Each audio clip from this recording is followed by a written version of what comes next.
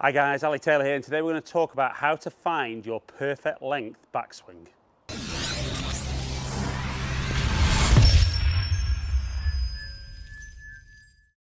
So guys, as we know, we don't hit the ball with our backswing, but if we can get the club into the ideal position for us individually in that backswing, it gives us the best chance of making a great downswing and hitting lots and lots of good shots.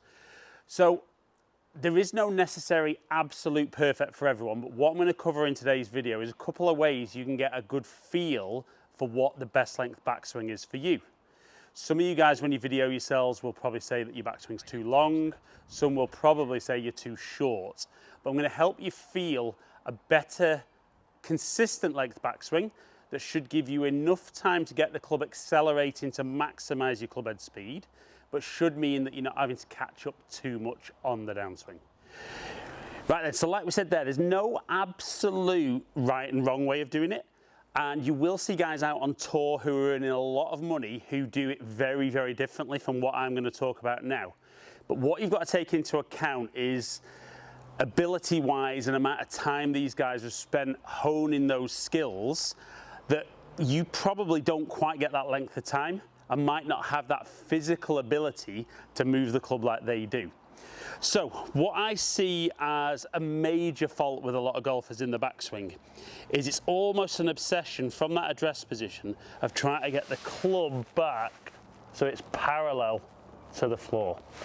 Now, some people you will see that they get past parallel, other people you'll see get a lot short of parallel. So the big thing for me is, you know, what happens when guys are getting too long initially.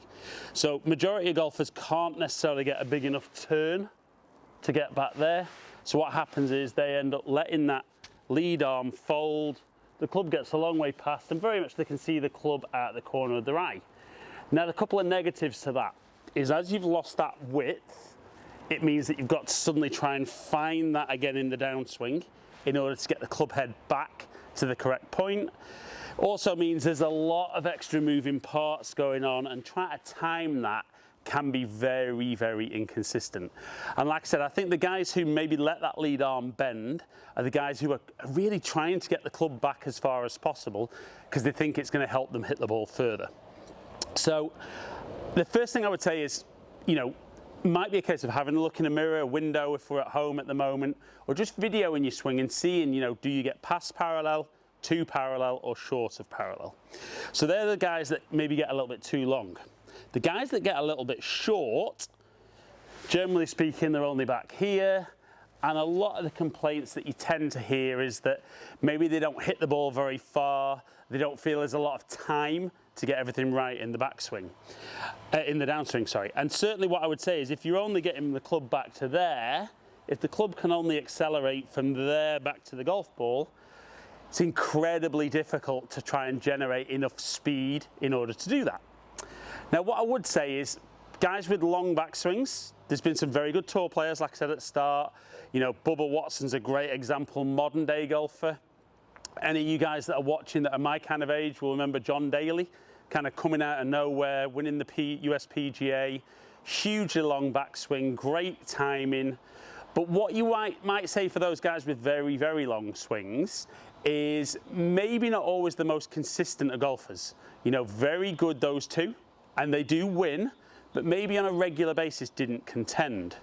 Now, when you go other end of the scale, particularly nowadays, a great example of somebody who maybe doesn't get the club very far back would be Tony Finau and Jon Rahm.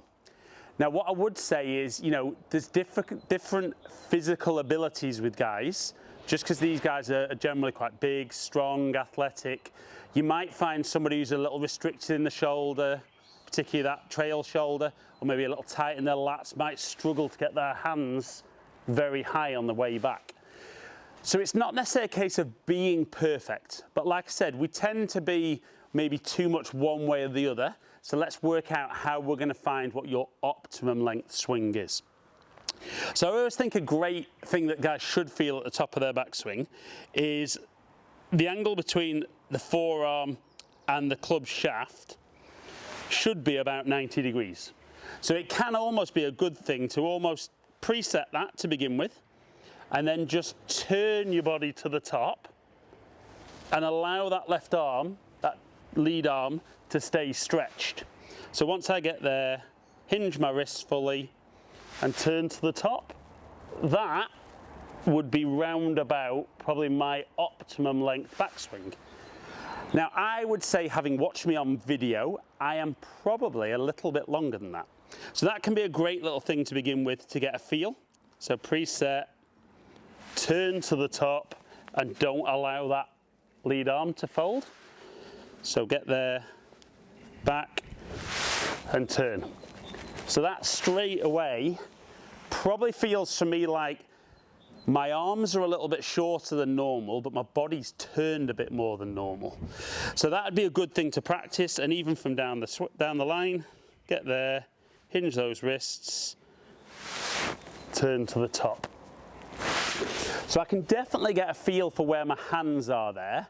I think the challenge is then when you start swinging at full speed,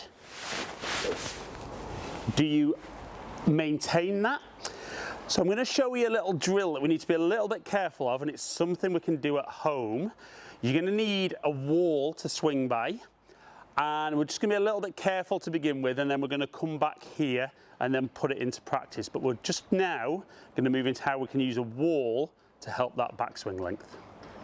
Right then guys, so you need to get yourself near a wall, okay? Now, there's plastic behind this fencing, and I'm hoping that we're not going to destroy anything when we do this, but you want to get your lead foot maybe 3-4 inches away from the wall. And just to begin with, rather than holding the club this way round, we're just going to reverse it so that you get the butt end of the club touching the wall. And what we want you to feel is, from your normal address position, swing back. You see there how I hit the wall quite hard? That means the wall got there earlier than I expected. Therefore, that definitely shows where I tend to get a little bit long on my backswing. So I'm going to do a couple more of those, but try and get a feel for where that wall is. So I stopped a little short there and had to reach for it. That felt good. That feels really, really good. So once you can do a few of those, because like I said, we don't want to be destroying any walls, put the club the right way round. And then again, same swing. It felt good. Maybe got to the wall a little quicker again than I should have done. Good. And definitely for me, when I do that, it's very noticeable how my arm swing feels a little bit shorter, and yet my body turn feels a little bit bigger. So everybody's going to feel slightly different things. What you'll tend to find is, if you're somebody who, like me, maybe feels the backswing's a little bit long, you'll probably hit the wall a bit earlier than you think it'll be. For some of those guys who get very short, from there you'll really feel like you have to keep going for the wall. If you can't quite get to the wall, don't worry. And again, even video yourself and allow yourself to get some visual feedback so that you can marry up feel and reel. Right, so like we saw with the wall there, it's a really good little drill where if you can get there, and like I said, turn it so the club head's away to begin with, you can get back and just touch the wall and then down. And if you can get into that habit of them feeling that you can swing the club back, just touch the floor. Obviously with the wall in the way you can't swing down, but it's a really, really great way of feeling that position at the top of the backswing. Now, as ever though, it's important that when you get a chance to hit balls, and currently my net's still not here, it's been 3 weeks, still no net, so I'm still not able to hit golf balls, but it's important to maybe get your camera or your phone out in front, and when you're hitting balls or even just swinging at the moment, do the movement and watch it back for yourself. Is it that when you watch it back, are you still getting to where you'd normally be? So for me, maybe a little long, or are you maybe getting a little short of where you should be? Get the feel, video it, try and get feel and reel as close as possible. And if you can, that's where you're going to see that big improvement with that backswing length. Right then guys, so a couple of nice simple feelings there in how you can get the perfect length backswing. So like I said, some of you guys out there will be a little bit long. That would definitely be me, particularly with my arm swing. Some of you guys out there will be a little bit on the short side. So those two ways of getting that feel, that first one, that full wrist hinge, 90 degrees, and then just literally turn your shoulders and your body to the top of your backswing. That'll help give you a little feel as to where those hands are getting to. And if it's one of those things where you feel that's good, but you could do with that second bit of feedback, like I said, get yourself near a wall, get that lead foot just slightly away, hold the club head end first. If you are someone like me, it's a bit long. We don't want you demolishing any walls. Once you can get a feel for that, turn the club the correct way round. And then the key thing is, like I said right at the end there, if you can then start hitting a few shots with a video, you know, give yourself some feedback. Does it feel like you're getting to where you have been? And if you are, that's great, you can keep doing it. If you're a little bit short or a little bit long, go back through those first two stages, get a feel for it, and the better that length backswing, the more consistent it gives you that chance for that downswing to be and get you hitting better shots. So guys, hope you've enjoyed this video, another one out of my lockdown series. If you have, like and share it, comment below and I'll get back to as many people as I can. If you enjoyed the content today and you don't subscribe, click the subscribe button, ring the notification bell, and then you'll find out when I drop a new video. Follow me on my social media platforms, all under Ali Taylor Golf. Hopefully catch up with some of you guys down here soon. Stay in contact.